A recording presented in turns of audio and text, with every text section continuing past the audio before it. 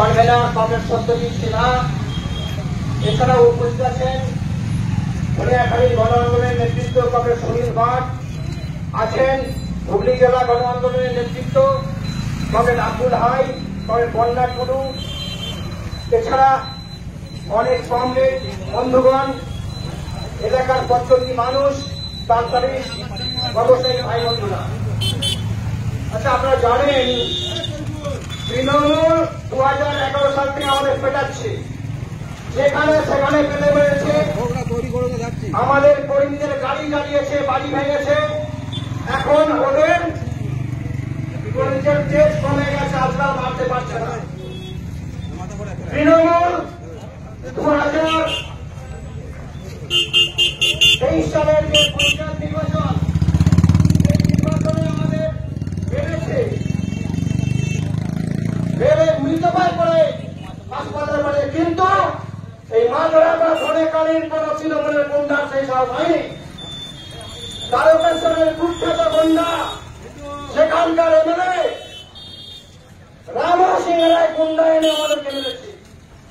আজকাল তাদেরও রস কমে গেছে, নতুন করে গুন্ডামি শুরু করেছে সারা বাংলা জুড়ে বিজেপি নামক অসত্য বর্বর জল্লাদের দল। গত পরশু বিজেপির এক নেতা, যে এক সময় কংগ্রেস এবং ভারতকে বাবা বলত, পরে সে মমতা ব্যানার্জির তৃণমূলকে বাবা বলতে শুরু করলো। এখন সে মোদীর ভারতবর্ষকে বাবা বলছে আর পাকিস্তানের দালালি শুরু করেছে। গত পরশু সজল ঘোষ বলেছে সিপিআইএমকে যেখানে পাবে সেখানে মারবে। আমি বলছি, আমি সিপিআইএম এর একজন সাধারণ কর্মী হিসেবে চ্যালেঞ্জ দিচ্ছি, সজল ঘোষ যদি বাপের বেটা হয়ে থাকেন, আপনি সব ভাইকে বাবা বলেছেন। আপনি কংগ্রেস করেছেন, আপনি তৃণমূল করেছেন, আপনি বিজেপি করেছেন। আপনাকে ওপেন চ্যালেঞ্জ দিচ্ছি, পশ্চিমবাংলার বুকে, সেটা তালখানি হোক বা ধনেখালী, হুগলি হোক বা আপনার কলকাতা, একটা বামপন্থী গায়ে যদি একটা কাটার আসর কাটেন, তো আপনাকে বুঝে নেব আমরা। অসভ্য বর্বরের দল, আপনাদের কোল ভুলে গেছে। আমার হাতে কাগজটা দেখুন, ভারতের ক্যাপ্টেন, ভারতের কোচ, ভারতকে যারা গর্বিত করেছে, সেই গৌতম গম্ভীরকে খুনের চক্রান্ত করেছে, তাকে খুন করার হুমকি দিয়েছে এই অসভ্য বর্বরের দল। আর তৃণমূল, তারা সমাজ গড়ার কারিগর, শিক্ষকদের রাস্তায় ফেলে পিটিয়েছে, তাদের রক্তাক্ত করেছে, তাদের বদলা বাংলার মানুষ 2026 সালে নেবে। গতকালের ঘটনা, এই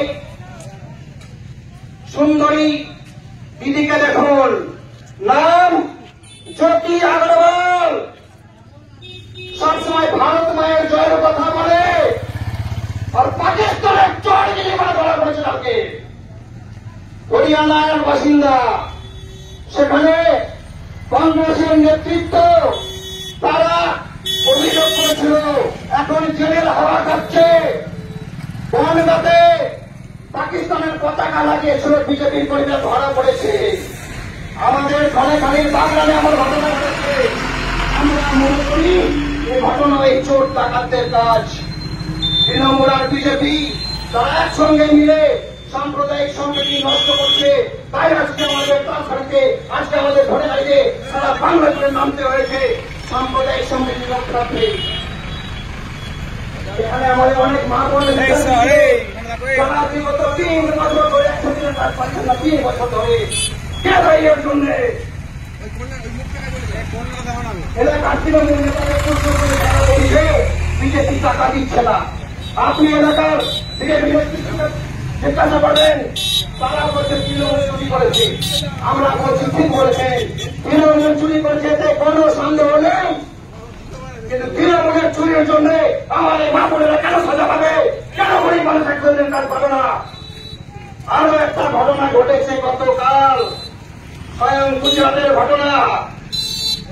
এই যে 100 দিনের কাজ আমার মা বোনেরা পাচ্ছেন না, বাংলার গরিব মানুষ পাচ্ছেন না। এই দেখুন, এই ডাকাত মাফিয়ার ফটো হয়েছে আমার কাছে। যার দরকার আমাকে পেপারটা নিয়ে যাবেন। 100 দিনের কাজে গুজরাটের বিজেপির নেতা যে নিজেকে হিন্দুবাদী নেতা বলে ঘোষণা করে, সেই মিস্টার খাবর ওখানকার মন্ত্রী গুজরাটে, তার ছেলে যে 1 কেজি সোনা করে ঘরে বেড়ায় গলায় 175 কোটি টাকা চুরি করেছে 100 দিনের কাজে। আমরা জানি তৃণমূলও চুরি করেছে, এরাজ্যে তৃণমূল চুরি করে শেষ করে দিয়েছে।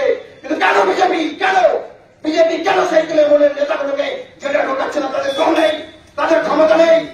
আমরা সীমিত শক্তি নিয়ে সারা বাংলা জুড়ে, সারা ভারত জুড়ে এই চোরাদের বিরুদ্ধে লড়ছি।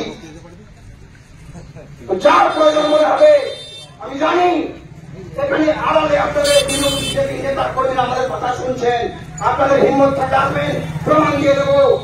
গুজরাটের বিজেপি নেতা মিস্টার খাবার সে 175 কোটি টাকা ডাকাতি করেছে। তো আমরা বলতে চাই আজকের মিছিল থেকে, আজকে এই ক্ষুদ্র পথসভা থেকে, আর 8 নামাজ পর বাংলায় ভোট হবে। আপনারা ভোট দেবেন, সাহসিকতার সঙ্গে ভোট দেবেন। ওরা খুব বেশি হলে মেশিনে গড়বড় করে মেশিন ঢুকে বসে পড়ে গিয়ে আমরা। আপনারা ভোটটা দিন, চোরাদের বিরুদ্ধে ভোট দিন, তৃণমূল নামক চোরের বিরুদ্ধে ভোট দেবেন। আর একই সঙ্গে